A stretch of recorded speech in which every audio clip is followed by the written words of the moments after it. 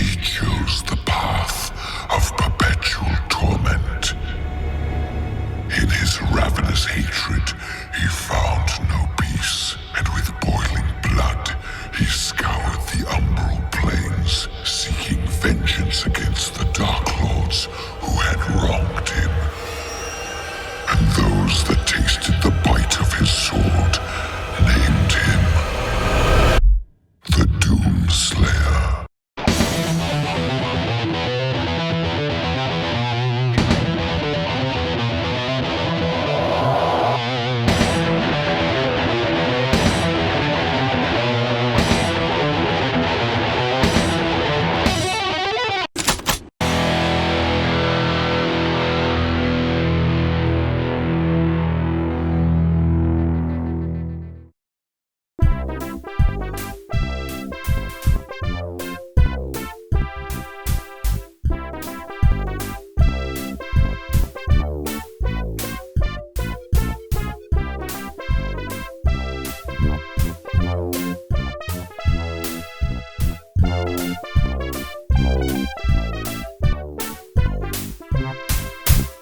In the history of video games, few companies have impacted the industry as id Software.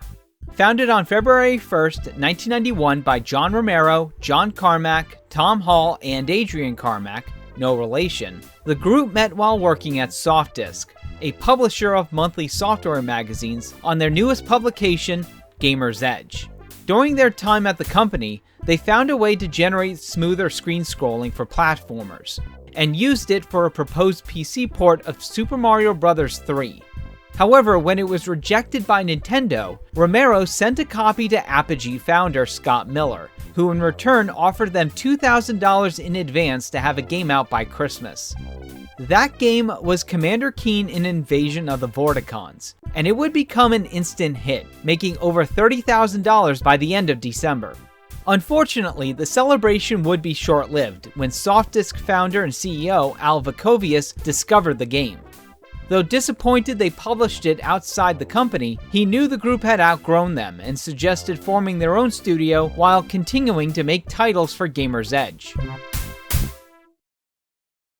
With their newfound independence, id would go on to make games such as Rescue Rover, Shadow Knight, and Dangerous Dave in the Haunted Mansion, in addition to 3 Commander Keen sequels. But there was only one game that would leave a lasting legacy on the studio. Carmack found a way to generate 3D graphics that required less processing power while increasing the speed of gameplay. The result was Hover Tank 3D, and while at the time it didn't make much of a splash in the industry, it was a starting point for id's future titles.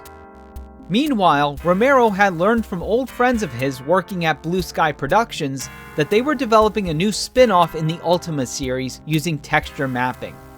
Carmack took this as a challenge, updating the Hover Tank engine and using it for a remake of his older title, Catacombs 3D, beating Ultima Underworld to release by 4 months. During this time, the rest of id realized there was a future in Carmack's 3D engines. Though the studio had already begun work on a new Commander Keen, it would be completely scrapped for another 3D game. They threw around various ideas, but the one they came back to was a favorite of theirs from the Apple II. Silas Warner's Castle Wolfenstein. A sequel had been released in the mid-1980s, but the series had been dormant. When they learned the trademark lapsed when publisher Muse Software declared bankruptcy, id snatched the rights and began work on a remake. Carmack took this chance for a hardware upgrade, spending $8,000 on a NextStation Color PC. The boost in power meant the color count could be up to 256, a massive leap from the 16-color EGA graphics they had been used to. The studio had also brought on 3 new members. Former Softdisk editor Jay Wilbur as CEO, assistant artist Kevin Cloud, and composer Robert Prince. id had originally pitched the remake to Sierra Online. When the deal fell through, they then took the title to Apogee, where it was published as Wolfenstein 3D.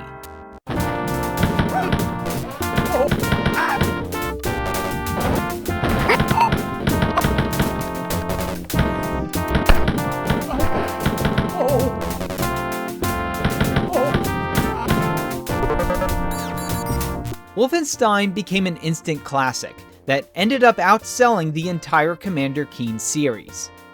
It was a defining moment and a clear indicator of where id was headed. While the rest of the studio immediately began work on its prequel follow-up, The Spear of Destiny, Carmack was busy working on a new engine. However, with constant distractions at id's offices, he locked himself in his apartment for weeks.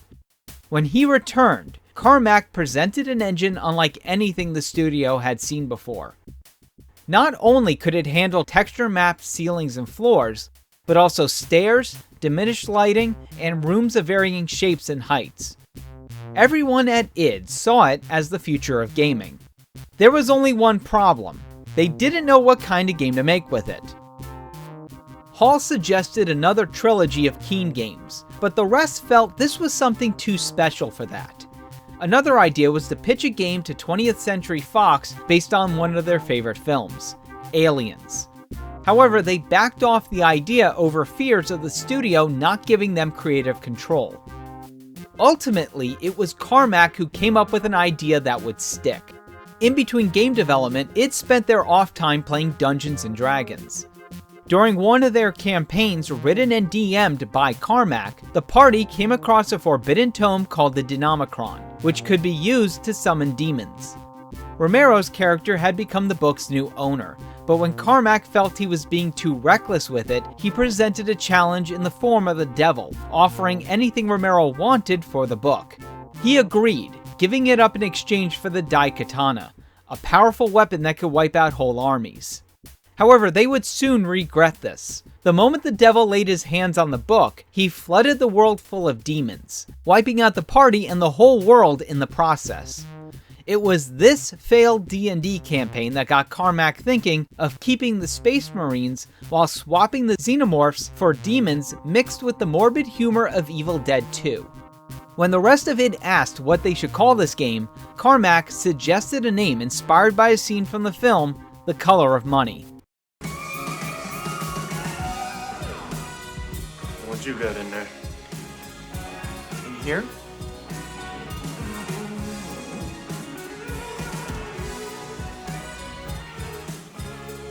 Doom.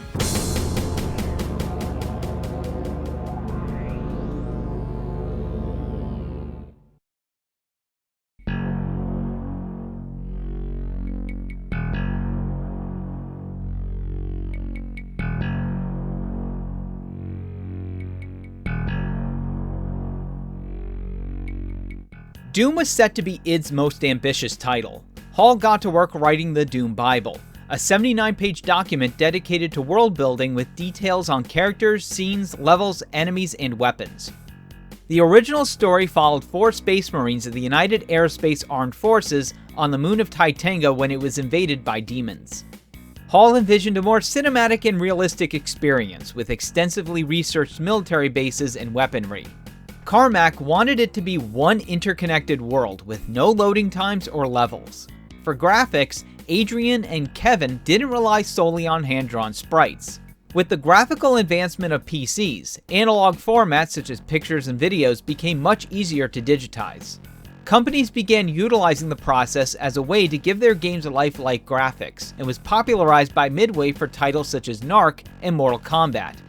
id's workstations were more than capable of handling digital photography, and with Carmack's custom program dubbed the Fuzzy Pumper Palette Shop, digitizing and manipulating analog media became much easier. The duo went all out to make the game's graphics look realistic. Doom's iconic weapons were toys that had been purchased from a nearby Toys R Us. However, the chainsaw was a real McCulloch Eager Beaver they borrowed from Tom Hall's then-girlfriend. Kevin's hands stood in for the players, while wall textures came from a wide variety of sources such as fountains, PC parts, snakeskin boots, original sketches, and even a real bloody wound on Kevin Cloud's knee. For the guys at id, if they could get their hands on it, then it would go into the game. Many of Doom's famous monsters were inspired by a wide variety of media, from Dungeons & Dragons to films such as Gremlins, Tobe Hooper's remake of Invaders from Mars, and Evil Dead 2. While some were drawn from pixels, others were made with different methods. The bottom half of the Pinky Demon was rotoscoped from a Jurassic Park toy, while the game's iconic bosses were clay models that were shot from different angles.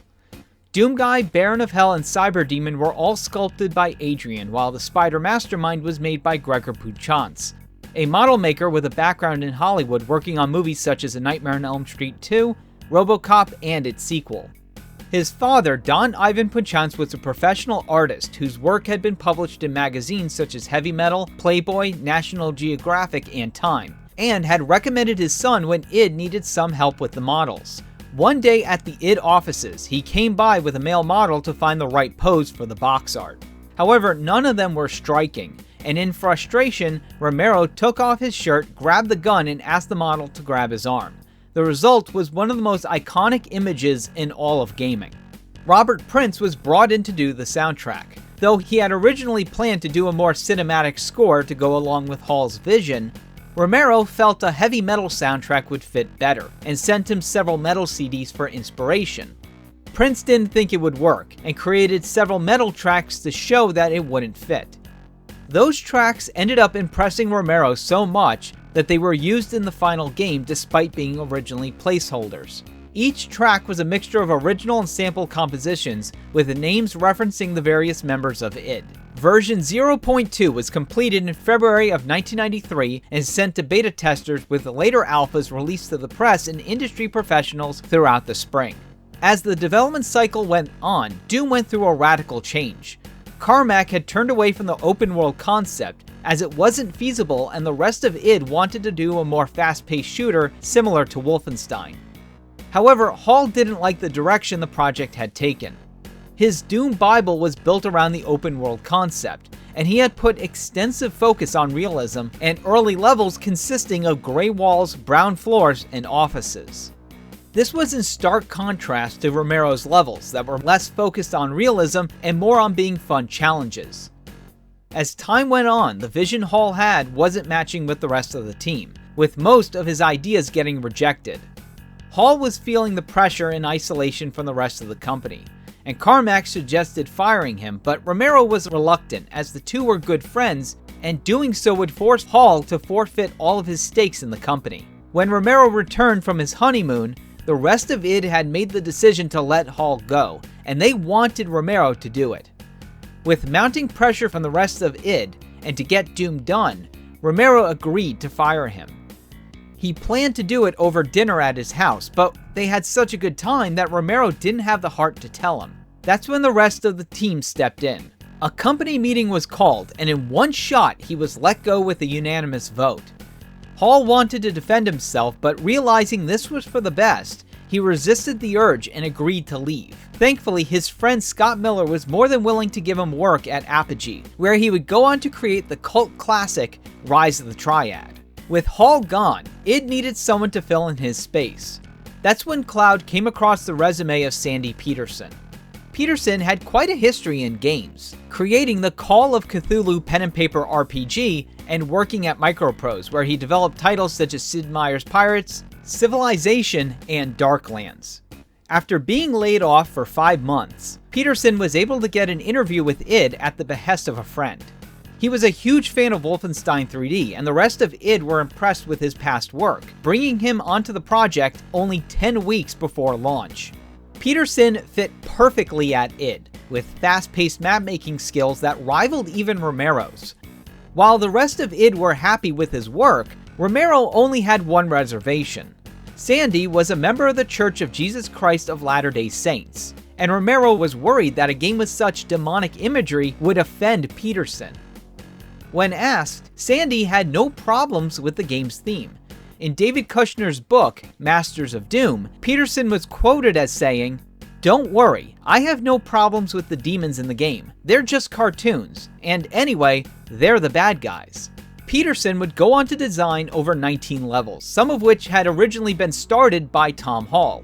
As development reached its final months, the game began to take its iconic shape. Carmack had found a new way to render levels with binary space partitioning, which rendered 3D objects in sections instead of one polygon at a time, allowing the game to play much faster than Wolfenstein 3D.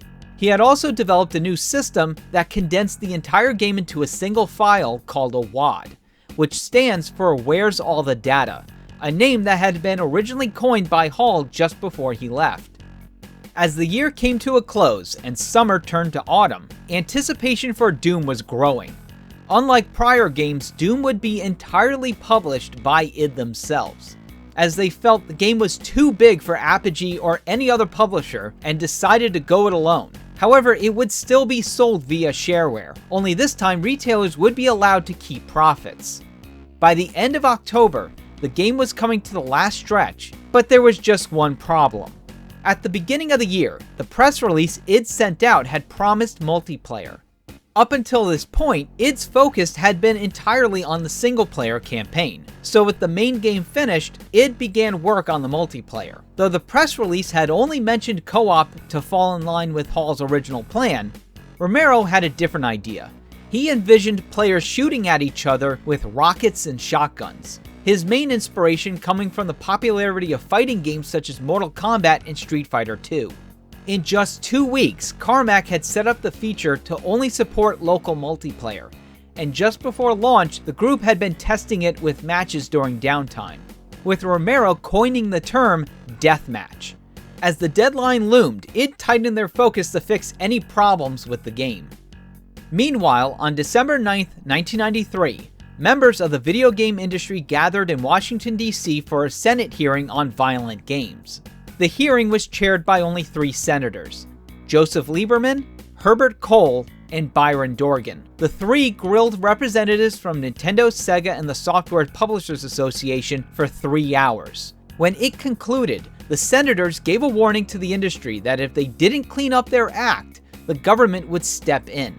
Over 24 hours later in Mesquite, Texas, id was getting ready to launch Doom that afternoon from servers hosted by the University of Wisconsin-Madison, being overseen by admin David Data.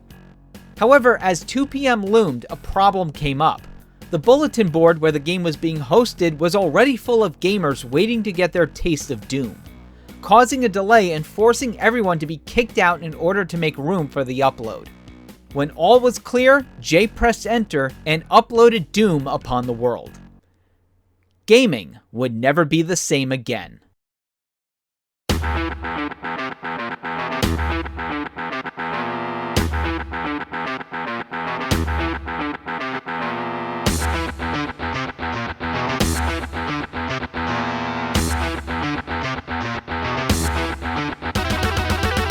Doom is set in the far future, where the Union Aerospace Corporation has set up bases on Mars and its twin moons, Phobos and Deimos, developing new technologies for civilian and military use.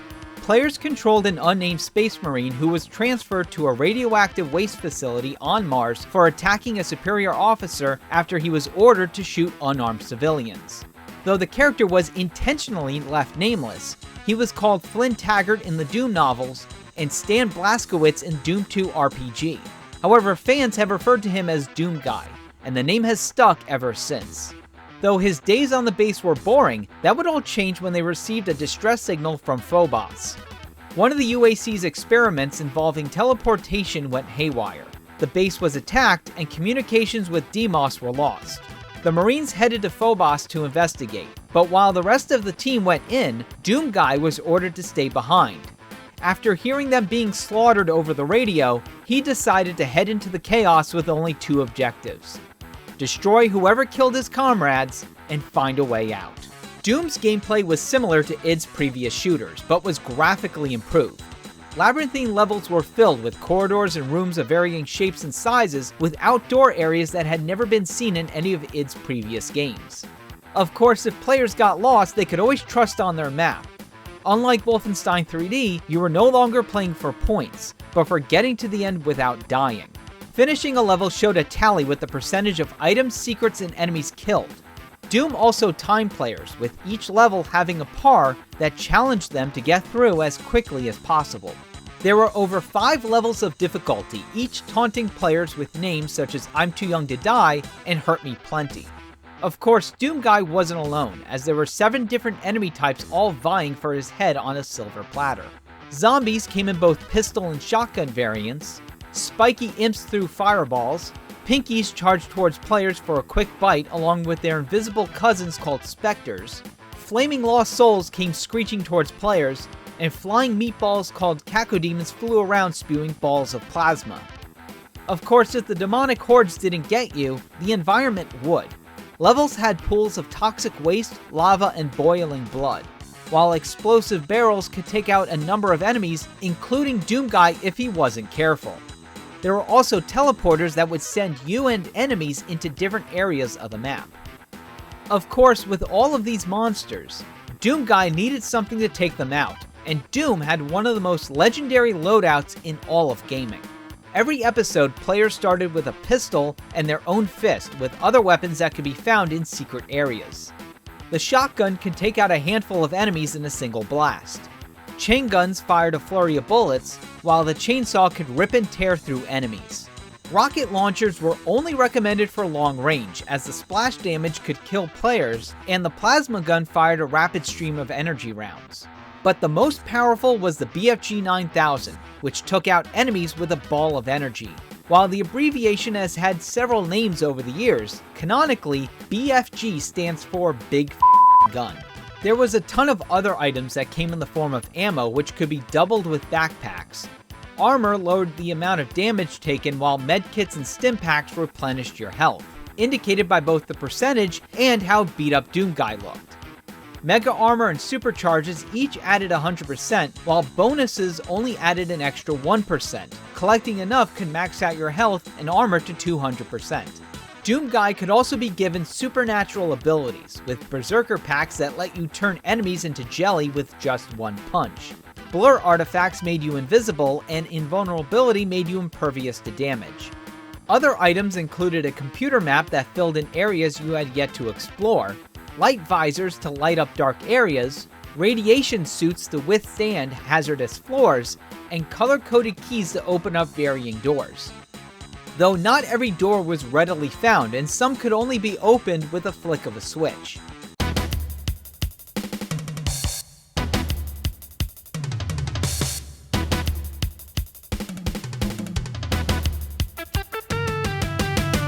Doom was split up into 3 episodes. Episode 1, Knee Deep in the Dead, was the only one playable in the shareware version. The entire episode took place on the Phobos base, and ended with a fight against 2 Barons of Hell, red demons that flung green plasma at the player. Defeating them opened a portal directly to the Deimos base, but it was a trap, and Doomguy appeared to be killed. However, Episode 2, The Shores of Hell, picked up afterwards, where Doomguy found himself in the missing base. The episode extensively used environmental storytelling, with rooms going from futuristic metal corridors to halls of stone and demonic effigies. As players progressed, the map showed a building being constructed, which was revealed to be the Tower of Babel, home to the second boss and the largest enemy in the entire game, the Cyber Demon. With a rocket launcher for an arm, the creature was intimidating, though not invincible. Upon its defeat, Doomguy learned that the communication blackout was due to the entire moon being teleported and floating over Hell itself, and his only way out was through it in Episode 3, Inferno.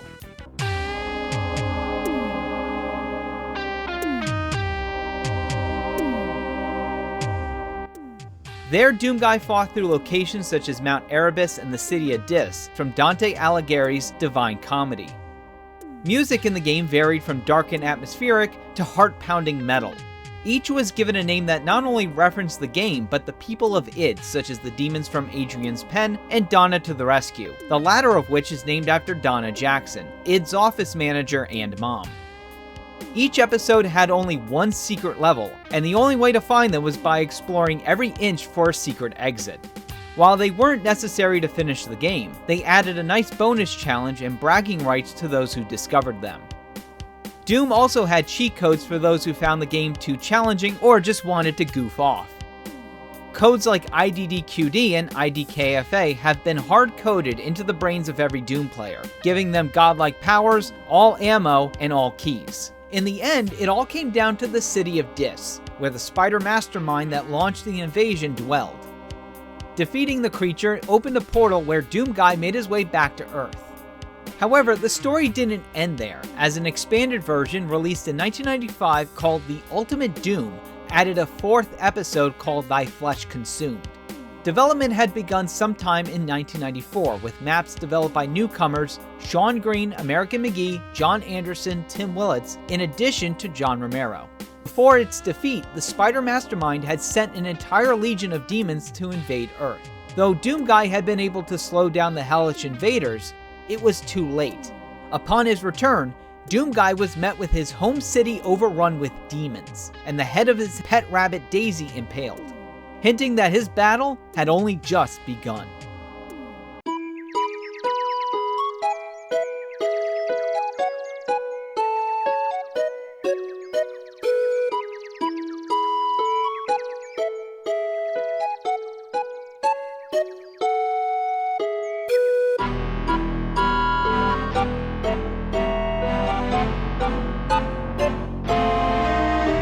Doom set the standard for multiplayer deathmatch.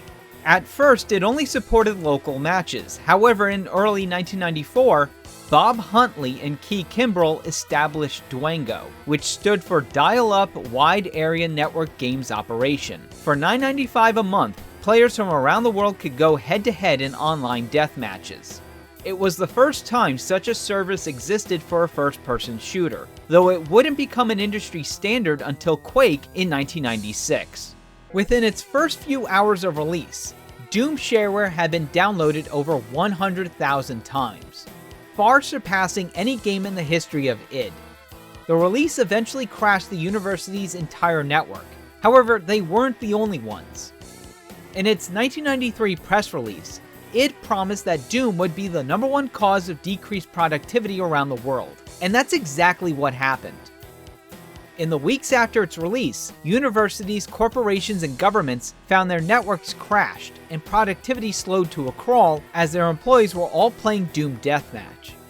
The id offices were even more chaotic as orders for registered copies flooded the building. By 1995, it was estimated that Doom shareware had been installed on over 10 million PCs, while the sales numbers have been estimated anywhere between 2 to 3 million. Despite its massive popularity, at the time Doom still required a hefty PC to run, resulting in numerous console ports over the years. Doom first made its way to home TVs on the Sega 32X and Atari Jaguar in 1994, and on the Sony PlayStation and Super Nintendo the following year. It was later ported to the 3DO, Sega Saturn, Game Boy Advance, and the Japanese-only PC-98.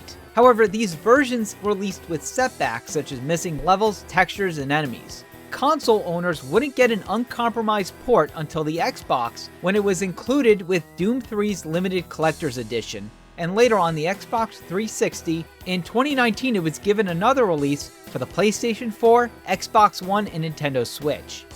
Though Doom started out on MS-DOS, it wouldn't remain there. It's been ported to almost every operating system imaginable, from Windows to OS2, thanks to dedicated fans making source ports when the source code was officially made available in 1997.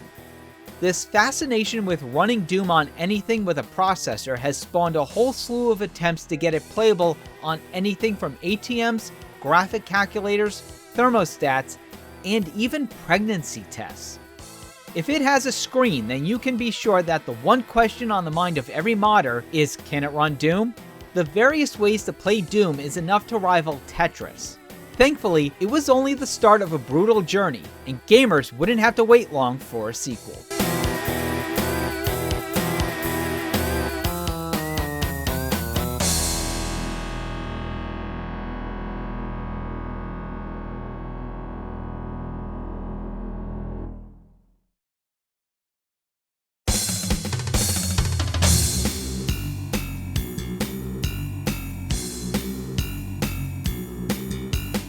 In the months after its launch, Doom had become one of the most popular games on PC. Its sales rivaled titles from giants of the platform such as Origin Systems, Sierra Online, and LucasArts, while gaining the attention from console makers such as Sega and Atari. However, there was one person that was on id's radar. Ron Chamowitz was the founder and CEO of GT Interactive, the software division of Good Times Home Entertainment. While Doom dominated the shareware market, Chamowitz saw an opportunity for the game to go bigger. id shot down his attempts to meet with him several times until they decided to hear him out. Chamowitz proposed they make a sequel that would be sold through major retailers, most notably Walmart, as GT had a good relationship with them. However, id wasn't convinced. Spear of Destiny had been a retail exclusive where it performed poorly compared to Wolfenstein's shareware model. id would only agree under the condition that they retained creative control, ownership of the IP, and their logo prominently displayed on every box. Chamowitz was more than happy to comply, with GT agreeing to commit $2 million in marketing. Much like Spear of Destiny, the sequel to Doom would reuse the same engine as its predecessor, while adding new weapons and enemies. While the rest of id was focused on the title throughout most of 1994, Carmack took this opportunity to begin work on their next engine. The core Doom team returned with newcomers American McGee and Sean Green. Enemies that were meant to be in the first game were added to the sequel, and were brought to life using the clay model process from the previous game. Artist Julie Bell had been originally commissioned to paint the box art, but the team were unsatisfied with her work, so they commissioned another cover by Gerald Brom, which would become just as iconic as the original game. A launch event was held in New York City at the Limelight, a nightclub housed inside the former Church of the Holy Communion located on the corner of 6th Avenue and West 20th Street. Doom 2 officially launched on October 10, 1994.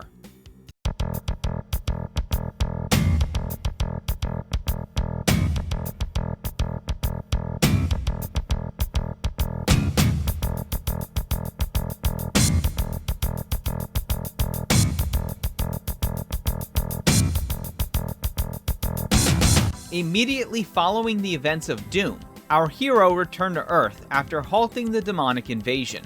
However, while he was gone, other portals opened up, and the Army of Hell began their takeover of Earth. By the time Doom Guy returned, most of the population had been killed or turned into zombies. The last vestiges of humanity were huddled in spaceships, waiting to get off the planet. But with the starport surrounded by demons, and almost all the Marines slaughtered, only the Doom Guy alone could free the humans and take on the hordes in a global war against Hell itself. Since Doom 2 was a retail product, it wasn't necessary to split the game up into episodes. Levels displayed a far advanced degree of design, with giant areas and structures that pushed the engine to what it was capable of at that time. Every enemy from past games returned, with some newcomers.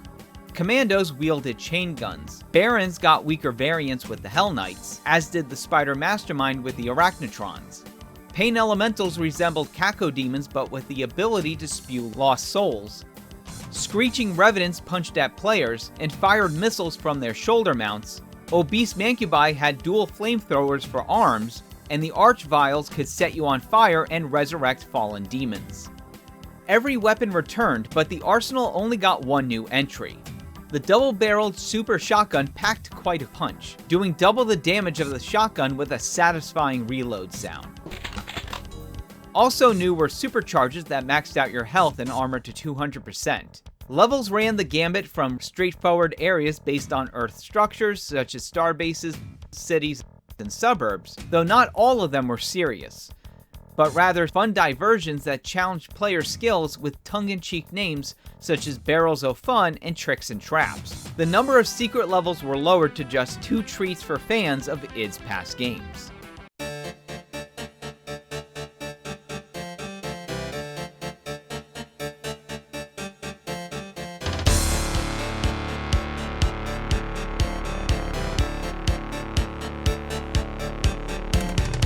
After helping the survivors escape Earth, Doom Guy was ready to die, only to receive a message from starships that the source of the invasion was in the heart of a nearby city. There he found among the ruins the portal back to Hell, where he faced off against the only boss in the entire game, the Icon of Sin.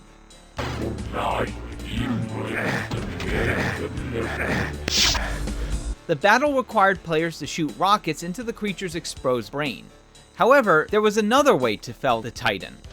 Typing in id clip during gameplay would let you go through walls, and right behind the icon was a secret area where the true boss dwelt, the severed head of John Romero. This was hinted at the moment players entered the arena, as the demonic voice you heard was Romero's heavily distorted and played backwards.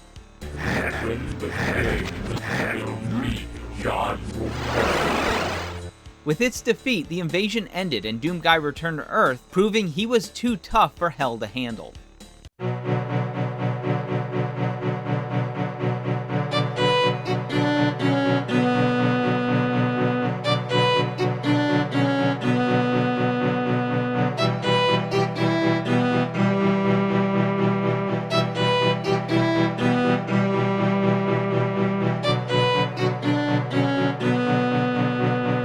Doom 2 sold over 2 million copies, more than any other id launch at the time. Critics and fans praised the game for its massive levels and new enemies. Doom 2 made its console debut on the PlayStation, sharing the same disc as its predecessor, and was later bundled with the original as part of the Doom 3 Limited Collector's Edition for Xbox and its BFG Edition Remaster.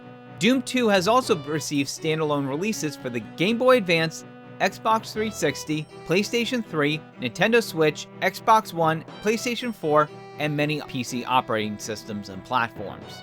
The 360 version, developed by Nerve Software, added a new episode called No Rest for the Living, which has since been made available as a free add-on for all modern versions. Doom 2 could have been a simple rehash, but it took the foundations of the first game and pushed the engine to its limits.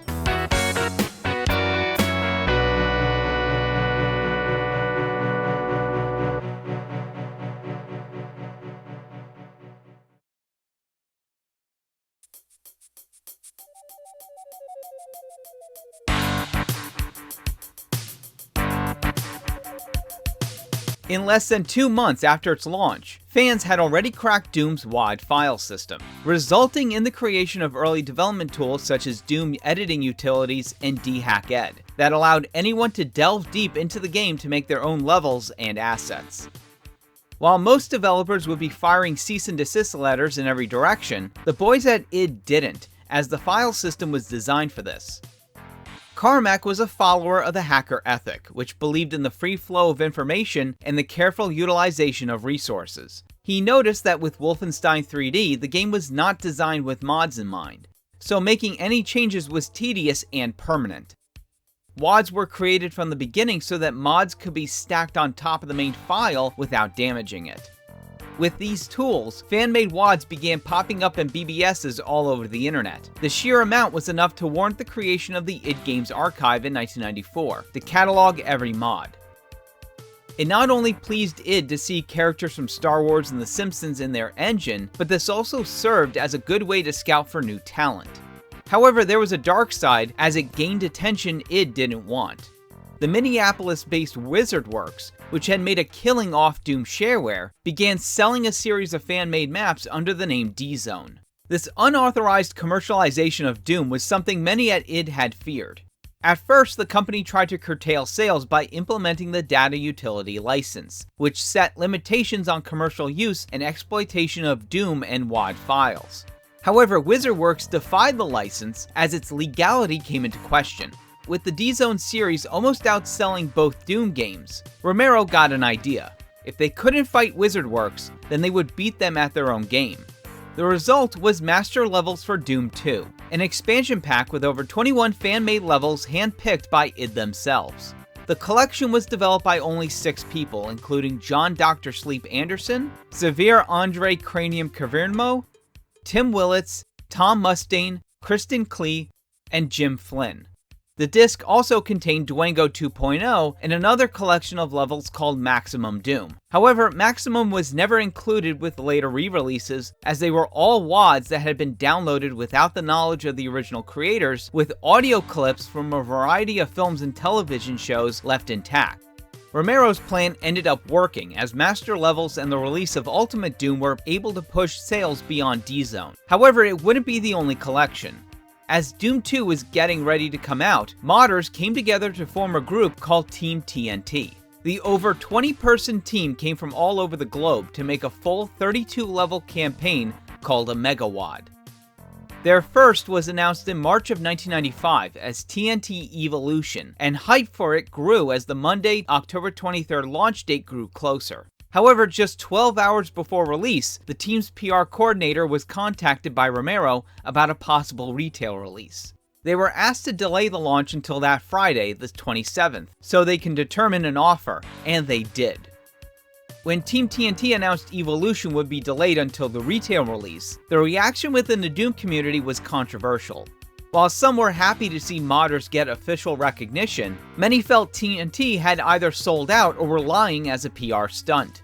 The move was so controversial that TNT Evolution would later be added to Doomworld's list of the 10 most controversial WODs.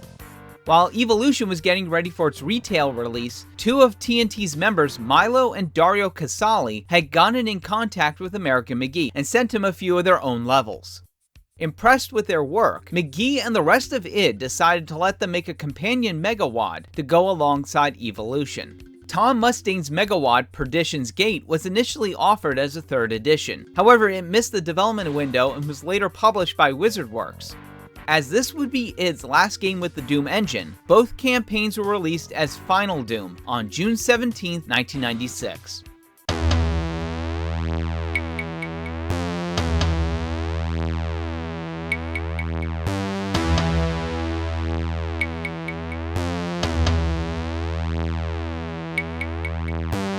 Evolution followed Doomguy and his squad of Marines on one of Jupiter's moons. The UAC continued their experiments with teleportation until they accidentally summoned a starship from Hell. When Doomguy's command is wiped out, it's up to him alone to end the demonic threat. The Plutonia experiment had the UAC developing teleportation as a weapon against the forces of Hell. Of course, the experiments go horribly wrong, and Doomguy has to face the army of Hell himself. Despite both campaigns billing themselves as sequels to Doom 2, they're generally considered non-canon. Though their stories are similar, the campaigns were radically different in level design and theme. However, they both ended with confrontations with the Icon of Sin. Final Doom was later included with the id Anthology, a collection of every game id had made up until 1996. It was later ported to the PlayStation, where it only included 30 levels. 11 of which were from Evolution and 6 from Plutonia. Selections from master levels filled in the remaining 13, despite never being mentioned on the front or back of the packaging. Both campaigns were later offered as free add-ons to the 2019 release of Doom for modern platforms. After Final Doom, Team TNT would continue for a number of years releasing new Megawads and developing the source port Boom. However, as the years went on, many in the group began dropping out until 2018 when they officially disbanded. While many would continue to make WODs, others went on to have full careers in the industry. Dario Casali was hired as a level designer for Valve, working on series such as Half-Life, Left 4 Dead, Team Fortress, and Portal. His brother Milo would also work on other games such as Resident Evil Operation Raccoon City and Watch Dogs Legion. Founder Ty Haldeman would continue developing Megawads and maintaining the id Games archive, until his untimely death on July 31, 2015 due to complications from a brain tumor. At the 2014 Doomworld Kako Awards, he was given the SP Lifetime Achievement Award for his contributions and was declared a pillar of the community. Final Doom was a testament that with enough passion and talent, anyone can make it in the gaming industry. But it also served as a last hurrah for the engine that launched an entire franchise.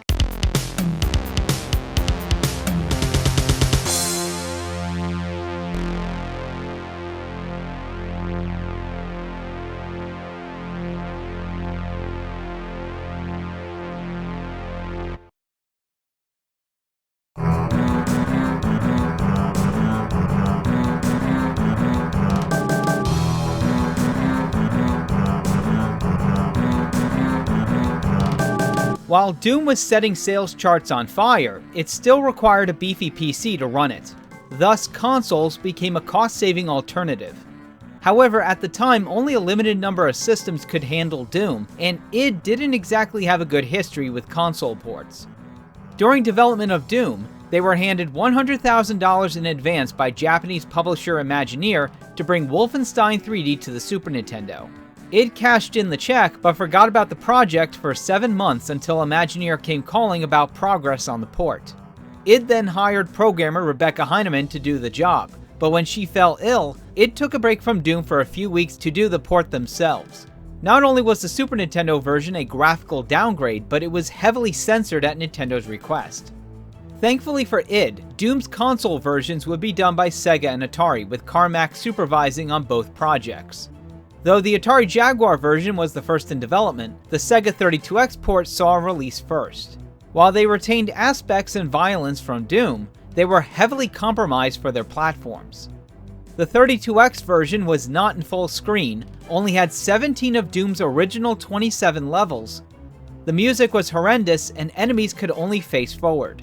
The Atari Jaguar version fared better, as it was a passion project of Carmack's, retaining most levels and even including multiplayer through the system's JagLink modem, though the soundtrack was completely missing. As Doom was hitting consoles and Doom 2 was getting ready for release, Jay Wilbur received a call from an old friend, Byron Cook, a business manager at Williams Entertainment. Seeing the success id had with Doom, Cook saw the potential for a port to Nintendo's upcoming system, known at the time as the Ultra 64. Tech demos showed it would be more than capable of running Doom. However, Nintendo was tight-lipped on the system's specs, so work on the project would have to wait. In the meantime, Cook suggested bringing Doom to another promising platform. While Nintendo's next system was still in the works, the industry buzz was all over Sony's entry into the console market with the PlayStation. The platform was doing well in Japan thanks to third-party support from Namco and was looking to dominate the United States the following year. Development on Doom for the PlayStation began in mid-1995 and took only 6 months to complete. Unlike the 32X, Jaguar, and Super Nintendo, the PlayStation 1 version incorporated most levels from all 4 episodes of Doom and Doom 2, with an additional 6 exclusive to the console, for a grand total of over 54 levels. It also made extensive use of colored lighting with a more subdued and atmospheric soundtrack by Aubrey Hodges, as Williams didn't want to owe Robert Prince royalties for his original soundtrack. The PlayStation version ended up being a smash hit and received a greatest hits release. Most importantly though, it served as a lesson for the development team on how to work with the Doom engine, and by the time of its release, they were ready for the newly renamed Nintendo 64. Impressed with how Williams handled Doom, id gave them more creative control over the project and create an entirely new game in the series, originally called The Absolution. Though there were still stipulations, id did not want it to be named Doom 3.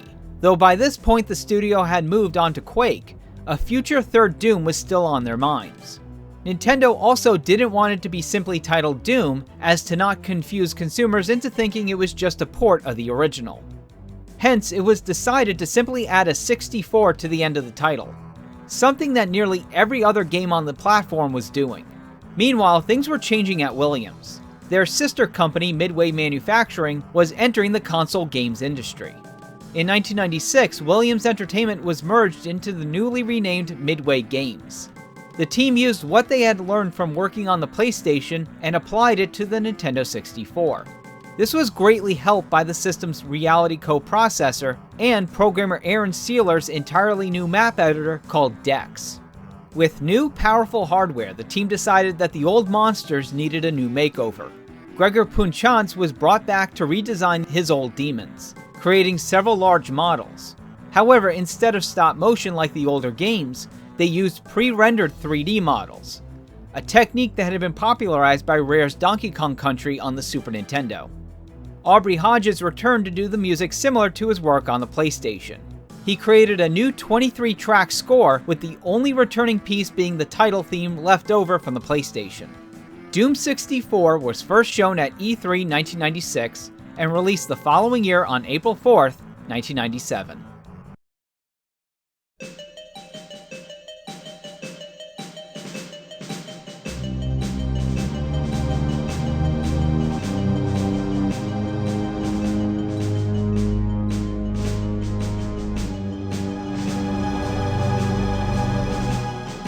Doom 64 is set several years after the events of Doom 2.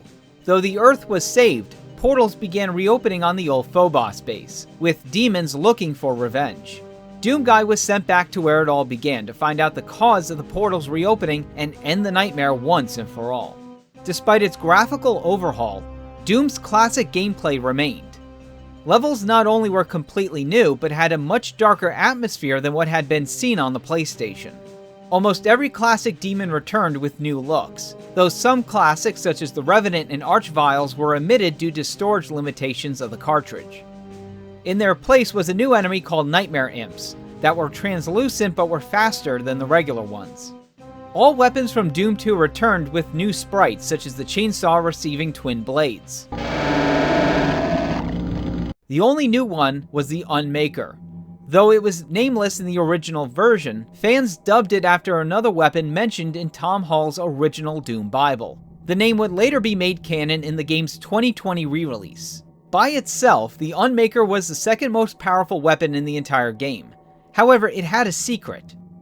In all 3 secret levels, there were demon keys that upgraded its firing rate and added 2 more beams of light.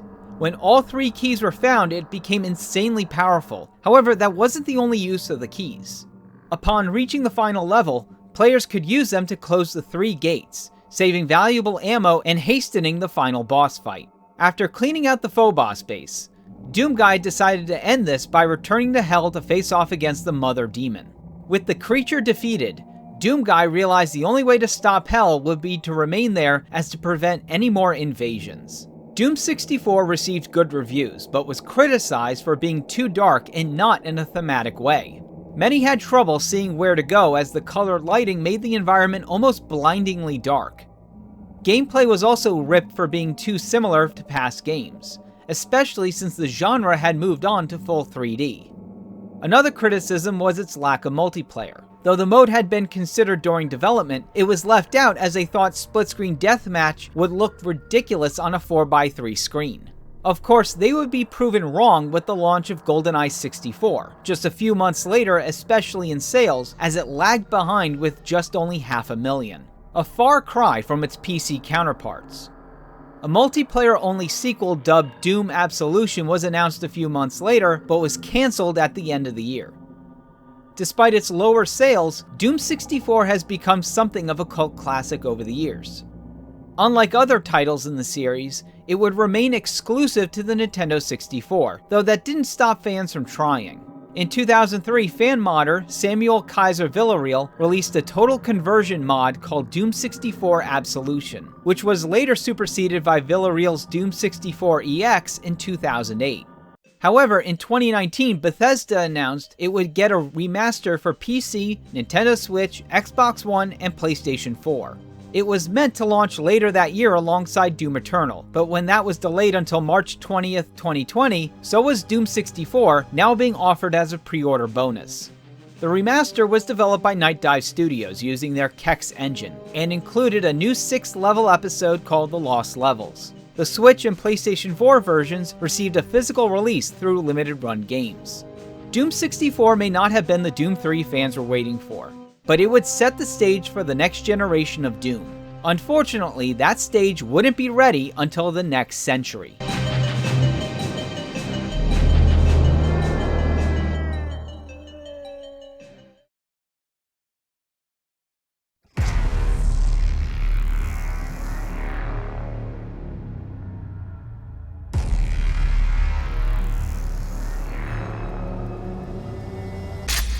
In Part 2 of the Doom Retrospective, id continues to push the boundaries of technology and gameplay. The series will see a drastic change from survival horror to an arcade experience and an icon of pop culture. As we continue our look at the trials, tribulations, and lasting legacy of Doom.